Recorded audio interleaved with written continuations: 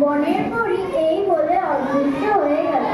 আর কি আশ্চর্য, এই মুহূর্তে বাচ্চা পরিমণিতা গাছে কাটা করা পাতা মিলিয়ে গিয়ে সেখানে গজিয়ে উঠল অজস্র ঝলমলে সোনার পাতা। বাচ্চা গাছটি তো মহাখুশি, আনন্দে রবমগ্ন।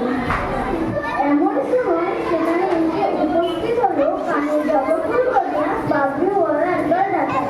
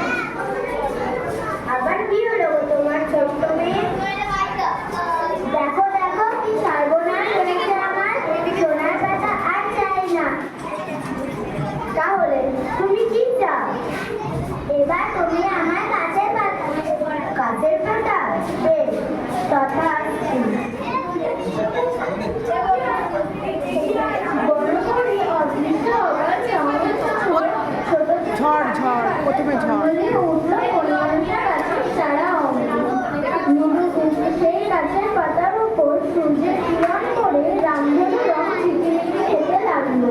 মৃদুমন্দ বাতাসে গোড়া দিয়ে সুমধুর টুনটান শব্দ হতে লাগলো। কিন্তু এমন সময় আকাশ দিয়ে ধেয়ে এলো দুর্দান্ত ঝড়।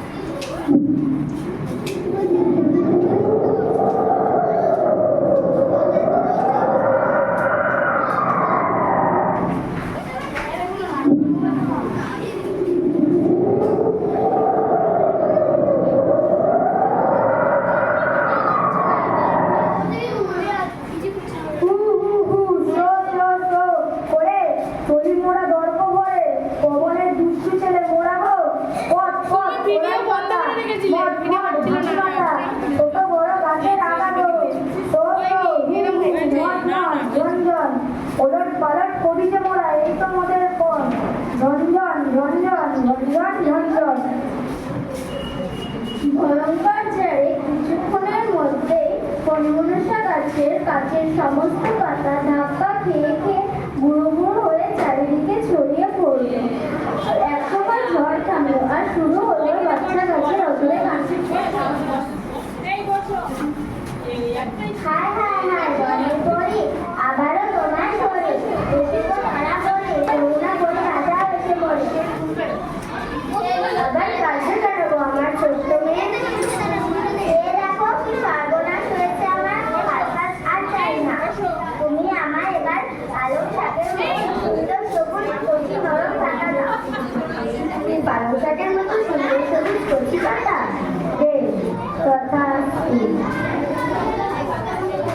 বনপুরে অদৃশ্য হবার সঙ্গে সঙ্গে হরিমনসার গা ভরে দেখা দিল পালনের মতো কচি নরম সবুজ পাতা। দেখে চোখ জুড়িয়ে যায়, আহ কি শান্তি।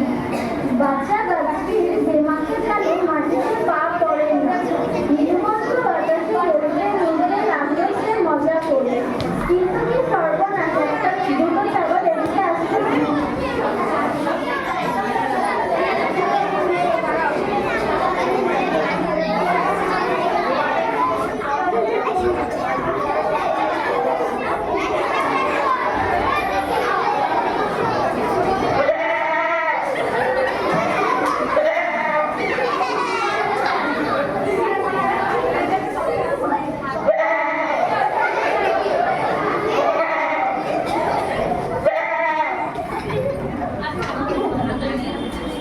যা কিছু পাই ছিটিয়ে দেখায় ঘুরে বেড়ায় বেড়া বেড়া গান গেয়ে গো।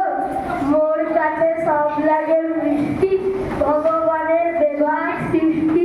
যা কিছু পাই ছিটিয়ে গিলি, জুতো থেকে পানের চিলি, পেটখানা চাপ করি ধরছে গো। ও মা খায়া না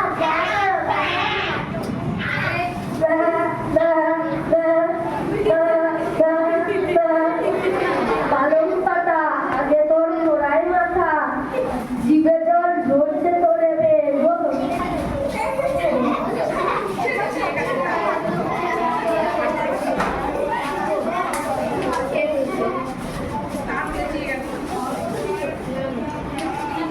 তারপর কিছুক্ষণের মধ্যে ছাগলটা পালং পাতাগুলিকে ছিঁড়ে কটকট করে খেয়ে ফেলল।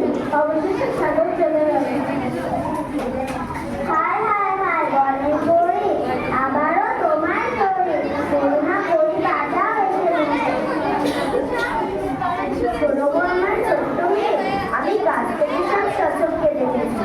নিজের অবস্থা আর নিজের চেহারা নিয়ে যে সন্তুষ্ট না থাকে তার তোমার মতোই দুর্দশা হয়, বুঝলে? যা কিছু হয়েছে কি এবার বলো কি চাও? আর কিছুই চাই না বনের পরি, খুব শিক্ষা হয়েছে আমার। আমার ওই কাটা ভরা শুকনো পাতায় আমাকে ফিরিয়ে দাও দয়া করে। সেই আমার শতগুণে ভালো, এই ন্যাড়া হাত গুটিয়ে চেহারা আমি আর সহ্য করতে পারছি না। এই তো সুবুদ্ধি হয়েছে তোমার, বেশ তাই হোক, তথাস্তু। দেখতে দেখতে হরিমনসার গায়ে তার নিজের রসভরা মোটা পাতা হয়ে গেল। আর কখনো সে মিছে বারান্দাকা করে। এখানে শেষ হচ্ছে আমাদের নাটক হরিমনসা।